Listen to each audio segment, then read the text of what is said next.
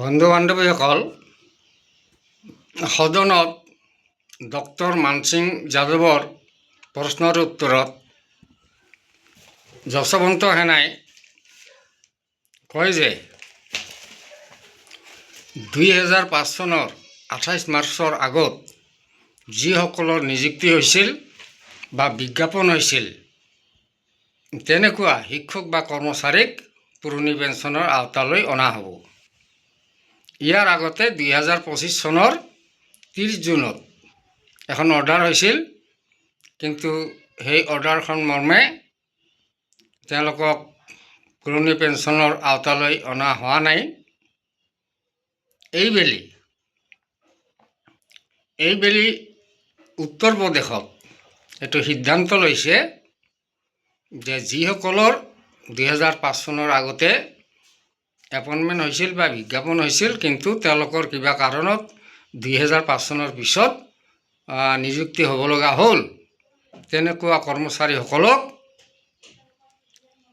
অহা 20 তাৰিখে তেওঁলোকক কি কৰিব, নতুন পেঞ্চন বন্ধ কৰি পুৰণি পেঞ্চন দিয়াৰ ব্যৱস্থা কৰিব।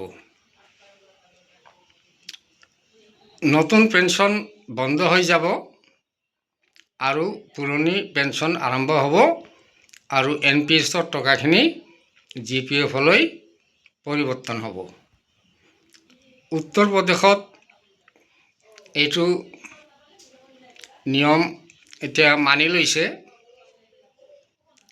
2005 চনৰ আগত চাকৰি পোৱাখিনিৰহে। তেনেকুৱা শিক্ষক বা কৰ্মচাৰী আমাৰ অসমতো আছে আৰু গোটেই ভাৰতবৰ্ষতে আছে। ইয়াৰ আগতে মই এখন অৰ্ডাৰ দিছিলোঁ, যিখন অৰ্ডাৰত আমাৰ ফাইনেন্স ডিপাৰ্টমেণ্টৰ পৰা আহিছিল যে যিসকল কৰ্মচাৰী 2005 চনৰ আগতে নিযুক্তি পাইছিল বা বিজ্ঞাপন হৈছিল, তেওঁলোকক কিবা কাৰণত 2005 চনৰ পিছত নিযুক্তি হ'ব লগা হ'ল, তেওঁলোকক পুৰণি পেঞ্চন দিয়া হ'ব। ঠিক তেনেদৰে আমাৰ মনোহৰণ কমিটিৰ যিখিনি শিক্ষক আছে, তেওঁলোকৰ 1996 চনৰ 17 জানুৱাৰীত বিজ্ঞাপন হৈছিল, 23 জানুৱাৰীত ইণ্টাৰভিউ হৈছিল, 31 জানুৱাৰীত তেওঁলোকৰ নিযুক্তি হৈছিল, কিন্তু কিবা কাৰণত খেলি মেলি হোৱাৰ কাৰণে নিযুক্তি বাতিল হ'ব লগা হ'ল, আৰু সেইখিনি গৈ 2006 চনৰ ফেব্ৰুৱাৰী মাহত তেওঁলোকক ৰেগুলেশ্যন কৰিলে।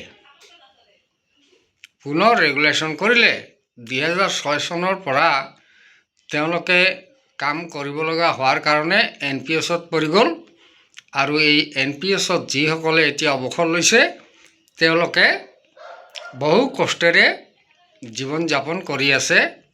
1200, 1500, 1800, কিছুমানে বোলে 700 টকাও পায়। মই দিয়া ভিডিঅ'বিলাকত বহুতে কমেণ্ট দিয়ে।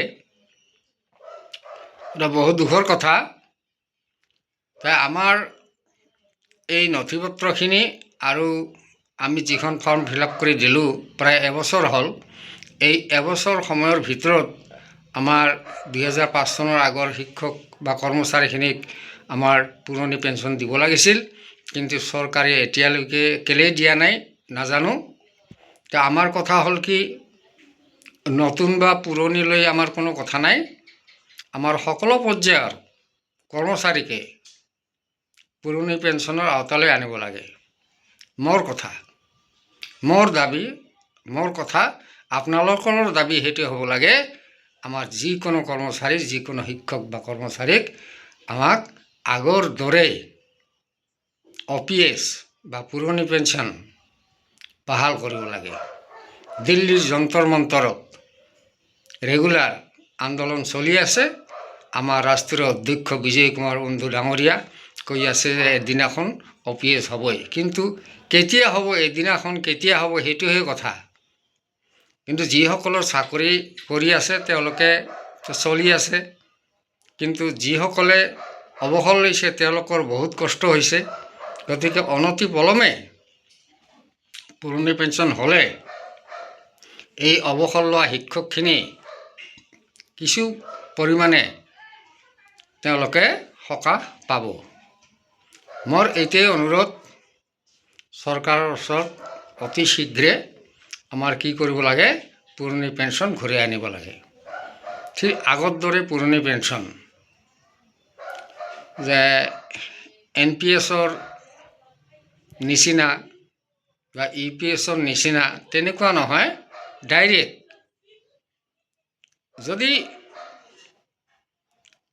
আমাৰ বিধায়ক বা মন্ত্ৰীসকলে পুৰণি পেঞ্চন পায়, গতিকে আমাৰ কৰ্মচাৰীখিনিও পাব লাগে পুৰণি পেঞ্চন। তেওঁলোকে 5 বছৰ কাম কৰিয়ে গোটেই জীৱন পুৰণি পেঞ্চন পায়। 4 বা 5 বাৰ যদি MLA বা বিধায়ক বা মন্ত্ৰী হয়, 4-5টাকৈ তেওঁলোকে পেঞ্চন পায়, কিন্তু আমি এটা পেঞ্চনো নাপাওঁ। এইটোৱে আমাৰ দুখ। আমাক এটা পেঞ্চনেই দিয়ক, পুৰণি পেঞ্চন দিয়ক। আমাৰ এইটোৱে দাবী যে আমাক পুৰণি পেঞ্চন দিয়ক, পুৰণি পেঞ্চন বাহাল কৰক। আৰু আপোনালোকেও এইটো কৈ থাকিব, আপোনালোকে এইটো দাবী কৰক যে পুৰণি পেঞ্চন বাহাল কৰিব লাগে। উই ৱান্ট অনলি OPS। ধন্যবাদ।